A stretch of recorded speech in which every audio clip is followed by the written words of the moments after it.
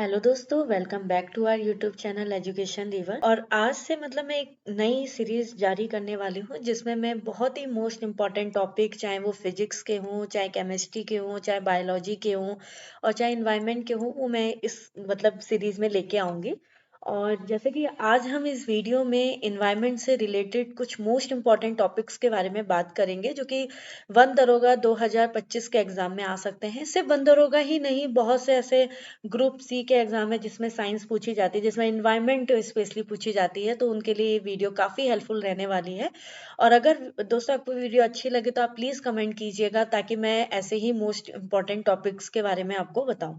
देखिए, जैसे कि ये क्वेश्चंस दिया हुआ है कि the system resulting from the integration, कभी कभी इंटीग्रेशन की जगह इंट्रैक्शन भी दे देता है। इंटीग्रेशन मतलब एक साथ रहना, हाँ, of the all living and non living factor of the environment is called as, मतलब ये डेफिनेशन दी हुई है कि अगर कोई लिविंग चीज है, जो लिविंग को हम बायोटिक भी कहते हैं और नॉन लिविंग को हम अबायोटिक कहते हैं, जो एक साथ रह रहे हैं एनवायरमेंट के साथ, तो वो क्या कहलाता है? तो अकॉर्डिंग टू, मतलब ऑप्शन के अकॉर्डिंग देखे तो इसका आंसर इकोसिस्टम हुआ। फिर क्वेश्चन ये आता है कि सक्सीशन क्यों नहीं है, इकोटेन क्यों नहीं है, कम्युनिटी क्यों नहीं है। देखिए, मैं बार बार अपनी वीडियो में यही बताती हूँ कि अगर आप कोई भी क्वेश्चंस कर रहे हैं तो आपको हर एक चीज के बारे में पता होना चाहिए कि अगर ये आंसर है तो ठीक है, लेकिन ये क्यों नहीं है, इनके बारे में भी पता होना चाहिए। तो इसी से रिलेटेड कुछ और भी इंपॉर्टेंट टॉपिक्स होते हैं, जैसे कि इकोलॉजी। इकोलॉजी टर्म कॉइन किया था अर्नेस्ट हिकल ने। और इकोलॉजी का मतलब क्या है? देखिए, इको मतलब एनवायरनमेंट और लॉजी मतलब स्टडी, यानी कि इकोलॉजी डील करता है, मतलब स्टडी होती है with relation and interaction of organism to one another and their physical surrounding environment. और जो हमारा इकोसिस्टम है, ये फंक्शनल यूनिट हुआ इकोलॉजी का, ये इकोलॉजी का पार्ट हुआ। अगर सपोज कोई भी, अगर हम कहते हैं कोई एरिया, ये पूरा का पूरा एरिया पृथ्वी सपोज इकोलॉजी है, तो इसमें छोटे छोटे इकोसिस्टम है जो कि इकोलॉजी का क्या है, पार्ट है। एंड इकोसिस्टम टर्म कॉइन किया था टेंसले ने, ये भी क्वेश्चन पूछा जाता है। और ecosystem basically basic functional unit है जो कंप्राइजिंग करता है living community and it's physical environment को। और कभी कभी ये क्वेश्चन भी आता है कि इकोसिस्टम एक स्ट्रक्चरल और फंक्शनल यूनिट है इकोलॉजी का।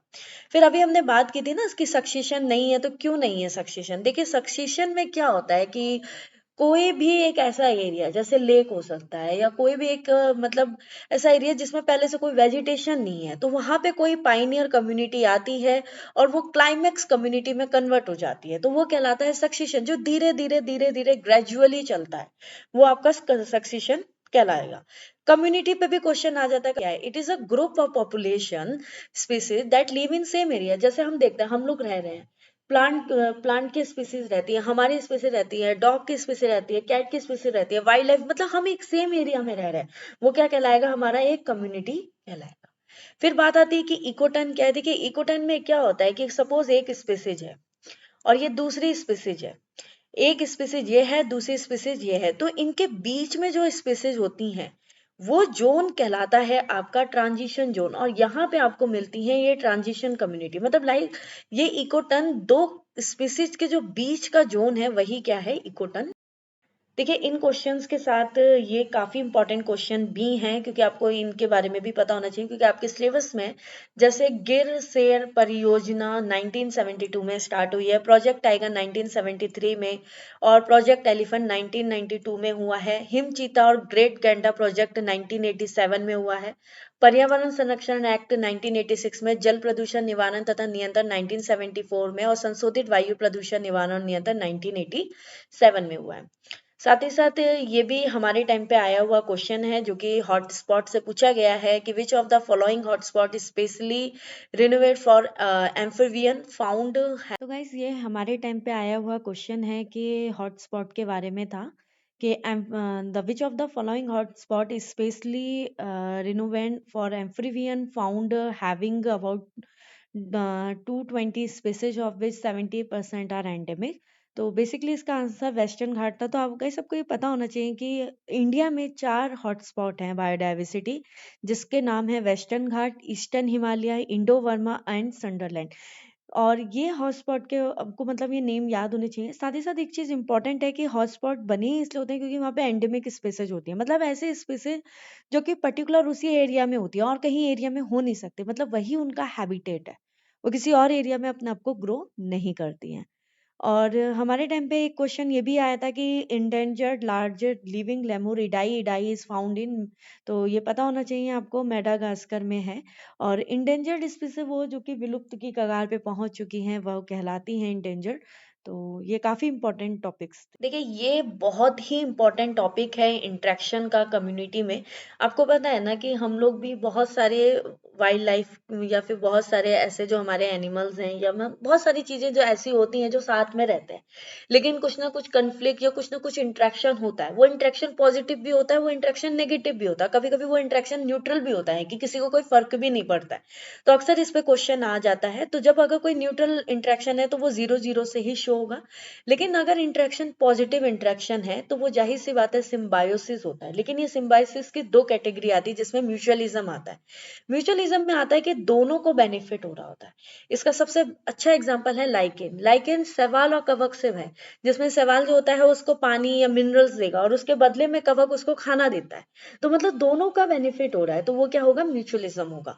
फिर इसी सिम्बायोसिस का एक और आता है कमेंसलिज्म, जिसको हिंदी में सहभोजिता भी कहते हैं। इसमें क्या होता है, एक को तो बेनिफिट होता है, दूसरे को फर्क ही नहीं पड़ता। जैसे आर्किड, आर्किड का प्लांट ना मतलब अनदर प्लांट के ऊपर ग्रो कर रहा होता है, जैसे वो उससे भोजन और अपने को नरिश कर रहा है, लेकिन उस सामने वाले प्लांट को कोई फर्क नहीं पड़ रहा होता है। तो ये कमेंसलिज्म का एग्जाम्पल है। हमारे टाइम पे इससे रिलेटेड क्वेश्चन आ चुका है, तो ये काफी इंपॉर्टेंट हो जाता है इंटरेक्शन, इससे क्वेश्चन बनता ही बनता है। फिर अगर हम नेगेटिव में देखें, नेगेटिव में सबसे इंपॉर्टेंट आता है जैसे पैरासिटिज्म। हमने देखा है ना, बहुत सारे पैरासाइट हैं वो हमें तो बीमार कर देते हैं, लेकिन उनको तो बेनिफिट हो रहा है। जैसे मलेरिया, एनाफ्लीस को देखा होगा, उसको तो फायदा है, उसको ब्लड मिल रहा है, लेकिन हमें तो वो बीमार करके जा रहा है। तो यानी कि एक को तो फायदा हो रहा है मतलब प्लस, और एक को क्या हो रहा है, नुकसान हो रहा है। तो इसका रिलेशन प्लस माइनस का होता है। प्रिडेशन, जैसे कि प्रे और प्रीडेटर का रिलेशन होता है। एक तो भाई एक शिकार है और एक शिकारी है, एक को तो अपनी जान से धोना पड़ रहा है मतलब निगेटिव, और एक तो भाई खुश हो रहा है, बेनिफिट मिल रहा है, तो प्लस माइनस का रिलेशन होता है। कंपटीशन में देखिए दोनों क्या होता है ना, कभी कभी हाथियों की लड़ाई देखिएगा, हाथियों की लड़ाई में अक्सर ये होता है ना कि दोनों का ही नुकसान हो रहा होता है। देखिए जब कंपटीशन की बात आती है ना, हमें लगता है इससे हमारा कंपटीशन है, उससे हमारा कंपटीशन है, लेकिन कहीं ना कहीं दोनों लोग सफर हो रहे होते हैं। तो इसमें किसी को, एक को ऐसा नहीं कि एक को बेनिफिट मिल रहा है दूसरे को मजा आ रहा है, अगर वो जीत भी गया तो भी उसका कुछ नहीं गया, भाई उसकी एनर्जी जाती है, हर चीज जाती है, तो मतलब दोनों को कुछ ना कुछ नुकसान होता है। तो कंपटीशन का रिलेशन में माइनस माइनस का देखा जाता है। फिर आता है एमेंसलिज्म। एमेंसलिज्म जस्ट उल्टा है कमेंसलिज्म में। इसमें क्या होता है कि एक को फर्क नहीं पड़ता है, लेकिन दूसरे को नुकसान होता है। जैसे अक्सर कुछ ऐसे प्लांट होते हैं जो अपने सराउंडिंग में, सॉइल में कुछ ऐसी चीजें रिलीज करते हैं जिससे दूसरे प्लांट ग्रो ना कर पाए, तो वहां पे हमें ये एमेंसलिज्म देखने को मिलता है। अक्सर इन्हीं दोनों में थोड़ा कंफ्यूजन होता है। इसको याद करने के लिए आप ऐसा सोच सकते हैं, सिर्फ केमिस्ट्री में भी आपने एनायन मतलब नेगेटिव, तो आप ए से याद रखिए कि हमेशा ये नेगेटिव होगा। फिर कुछ और भी इंपॉर्टेंट टॉपिक हैं जैसे कि mega diversity found in between tropic of Cancer, tropic of Capricorn. ये हमारे टाइम पे आया हुआ क्वेश्चन है 2023 में। फिर ये भी क्वेश्चन इंपॉर्टेंट है, ये भी हमारे टाइम पे आया है। Pollutant consider by national air quality index ने किन किन को पोल्यूटेंट बोला है। एक तो उनने PM10 को बोला है। PM10 मतलब पर्टिकुलेट मैटर होता है, और 10 का मतलब होता है inhale particle with a diameter 10 micron. ये हमारे पोल्यूटेंट होते हैं अगर किसी भी डायमीटर मतलब इतना होता है किसी भी माइक्रोब्स का। फिर PM2.5 भी इसी के कैटेगरी में आता है। कुछ गैसेस हैं जैसे nitrogen dioxide, sulphur dioxide, carbon monoxide, ozone हो गया, अमोनिया हो गया, लेड हो गया, ये गैसेस भी पोल्यूटेंट की कैटेगरी में रखी है नेशनल एयर क्वालिटी इंडेक्स ने। बाकी दोस्तों यही इंपॉर्टेंट टॉपिक्स हैं। बाकी अनदर वीडियोस में भी कुछ इंपॉर्टेंट टॉपिक्स के बारे में आपको मैं बताऊंगी।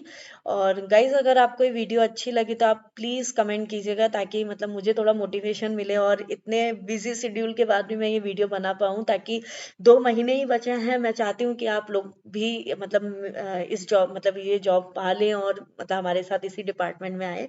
और गाइज अगर आपको वीडियो अच्छी लगी तो प्लीज कमेंट कीजिएगा, लाइक भी कीजिए, शेयर भी कर दीजिएगा।